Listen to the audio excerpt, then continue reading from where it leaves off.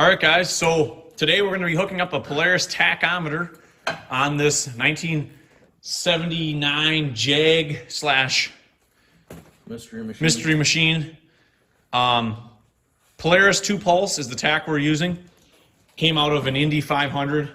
You can also find them on like probably some of the fan cools if they have the option. But mainly it's going to be the Indy 500s, the twin cylinders. You're looking for one that says 2-pulse on the back, and I'll grab one later to show you guys that. We're just doing some testing. We haven't actually set one of these up on an Arctic Cat machine before. We have them on our Yamaha sleds. So the principle's pretty much the same. I'll try to get you guys in here if I can to show you what we're working with. Basically coming out of the tach, there's a red, yellow, and a brown. The red, you do not want to hook up with the yellow. It will work for a second, but basically if you don't have it regulated voltage, that's for the backlight on the tachometer.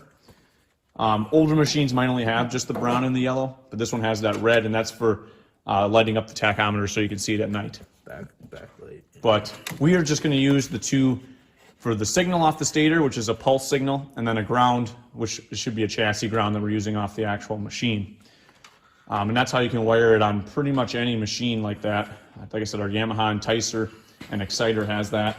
And then we're going to try it with just some jumper harness leads, just to see if it registers with this tachometer before we go hardwiring it in. There's no point. And if you ain't turning your tach sideways, you're not going fast. So always want to do that. That's like the #1 thing. Track spark? Yeah, oh yeah. Yeah, I gotta have her. So now we have to dry fire We have it. to commence the start. Commence the clutch drive. Which might be a couple of balls. Shoulder damp up today. I don't think it'll rub. Look at that if I just leave it there. Tether only. I've only got that. Yeah, tether only.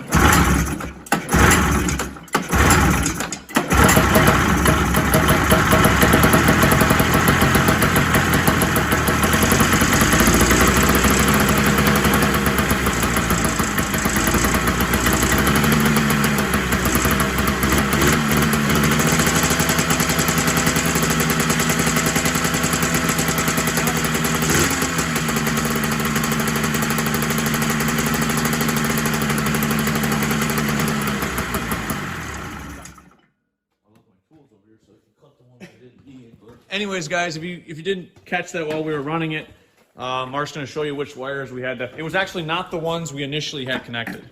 Well, so these two here off the regulator, they made a loop, 2 loops. They were just connected, but I didn't know which one was actually in and what was out. Right. Comes to find out to be our top 2 closest to the regulator wires are, well, technically both grounds are good. Both Exactly. the grounds, Yep, both the should grounds not are good, but the actual RPM signal is the top yellow, closest to your regulator wires. Cool. So that would be the incoming from the stator, correct? Or Yeah, outgoing. So it must come in and send out. I mean, This is outgoing because I had no signal here, and as soon as I flopped the it yellow, came up to 2 grand. yeah, it popped right off. So.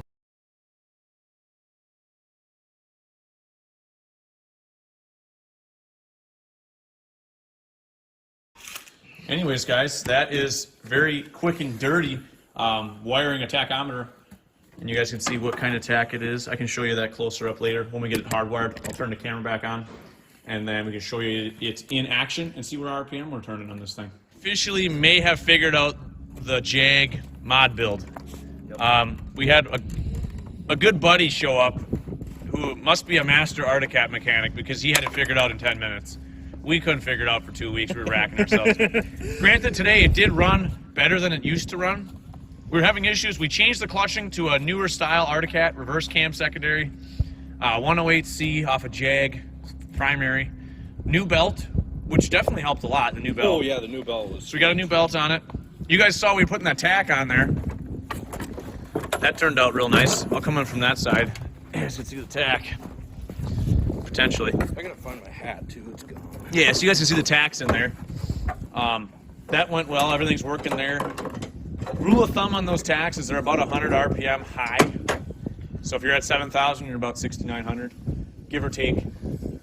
But it turned out we were having issues with starvation. We thought maybe it was ignition related because we put it up on a stand after it was bogging, and I squirted fuel right into the carb. It wouldn't even do nothing. So we tried CDI box, coil, fuel filter. We changed that out. Turns out we finally got it back. It was running so bad that it actually shut off. It starved completely out of gas. We brought it back in.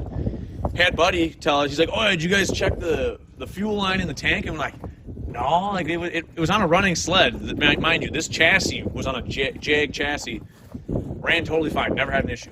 We replaced it, guys, about 2 years ago with Raider blue fuel line. If you guys ever messed with that stuff, it is the worst fuel line ever made.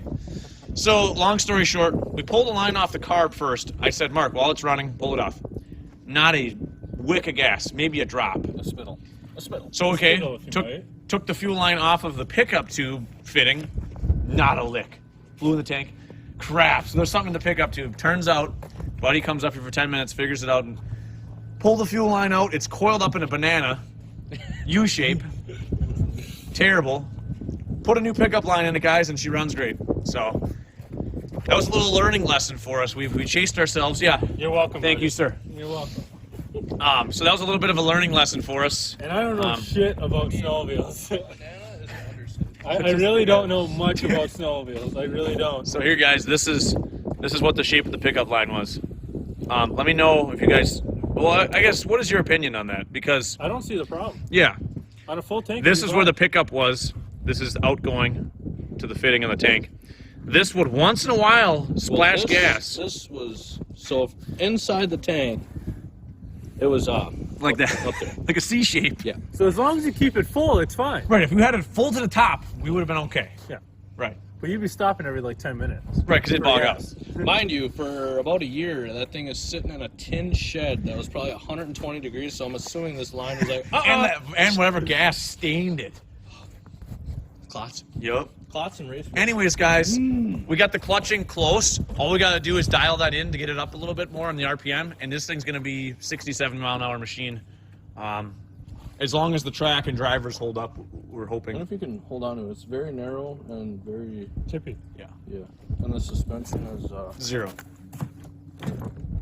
Class. But when I sit on it, it just goes to the ground. But yeah, long story short, runs good.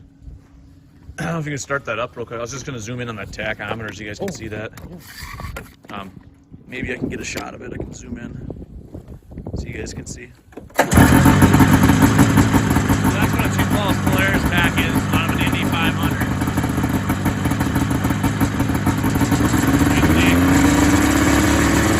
About 3,500 engagement RPM. Runs really strong. But that's how you put a Polaris tack in there, and then we have some more videos of this thing when she's nice and crispy.